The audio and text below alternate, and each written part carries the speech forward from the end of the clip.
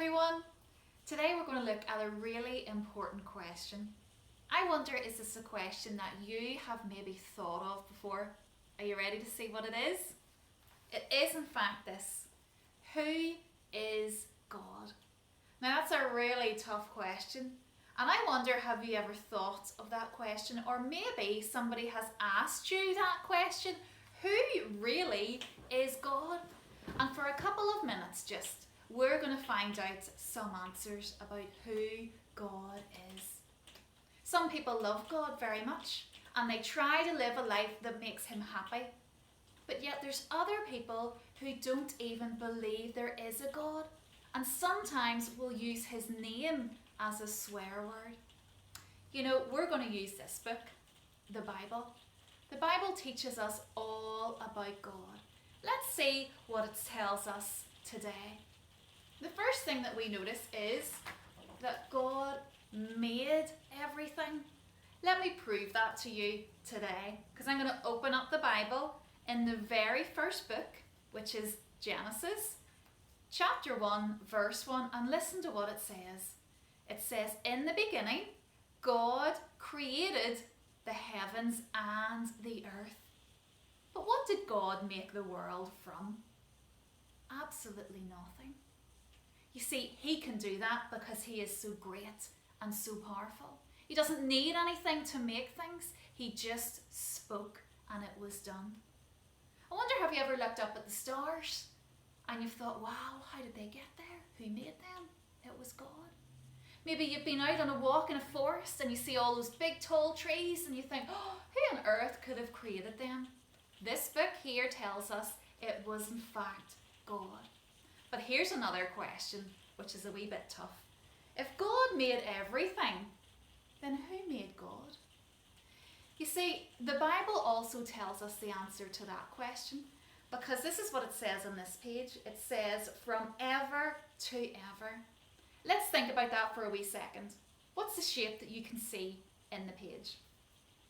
Can you get it? It's a circle. That's right. And I want you to think of the shape of a circle. Can you see a beginning? Can you see an end? No. Now I want you to think of God in the same way. God has no beginning and he has no end. And the Bible tells us he is from everlasting to everlasting. That's what that means. You know, once a year you have a birthday, and it's a very special day because you celebrate the day you were born. God was never born. He doesn't have a birthday because he's always been, and he always will be. So the next time somebody asks you, or you think in your head, who made God? Or where did he come from? I want you to think of the circle. No beginning and no end. But let's see what else. God can do many things because he's God, and he's powerful and he's wonderful. But do you know that there's actually one thing that God simply cannot do? I wonder what that is. Because God is pure and perfect, in other words, he's 100% good, the one thing that he cannot do is sin. Sin is all those things that we think, we say, or we do that goes against him and his laws. But God can't do that. Why? Because he's pure and he's perfect. How different that is, boys and girls, from us. Because the Bible reminds us that we are sinful. That means that our lives are full of sin. And that's why it's so easy to do wrong things. Disobey your mum and dad.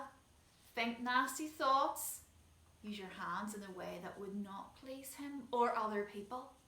We are sinful, but God is holy, and that means he is perfect and pure. The one thing he cannot do is sin. But let's think about something else about God. God knows everyone, and he knows everything.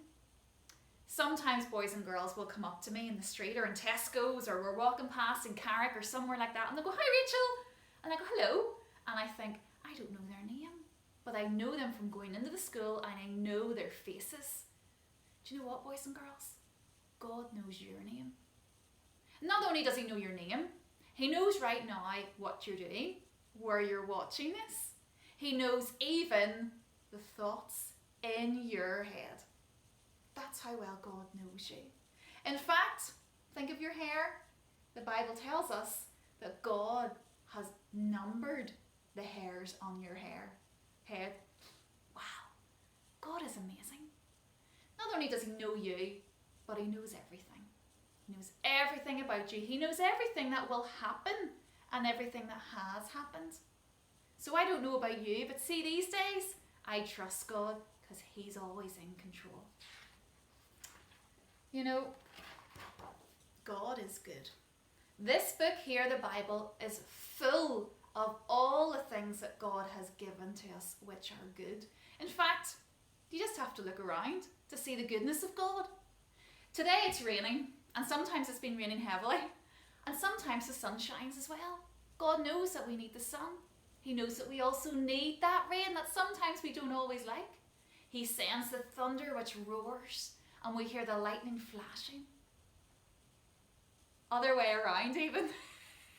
We see the lightning flashing and we hear the thunder roaring. God is the one who does that. He sends it. We simply cannot do anything like that. But God can, because he's good. So next time it rains, I wonder will you be thankful? Because God is so good. Here's a really important last page for us today. I want you to really remember this. God loves you. You right there? He loves you. And he loves me. I wonder what would remind you of that from this picture. There's something really important there, isn't there? You've probably heard of it. The cross.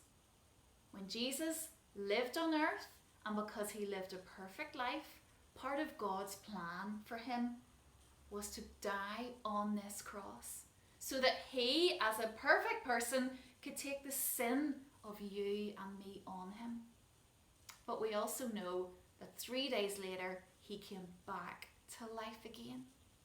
And that's why we talk to him. And that's why we ask him to take away our sin. Maybe you've done that. Keep trusting him, boys and girls. Keep talking to him every day. Keep believing that he is in control and that he is so, so good and gracious and kind. Maybe you have yet to do that.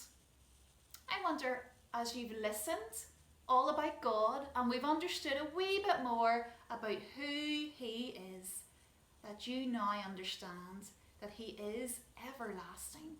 He's not going anywhere. He will always be here. Do you trust him?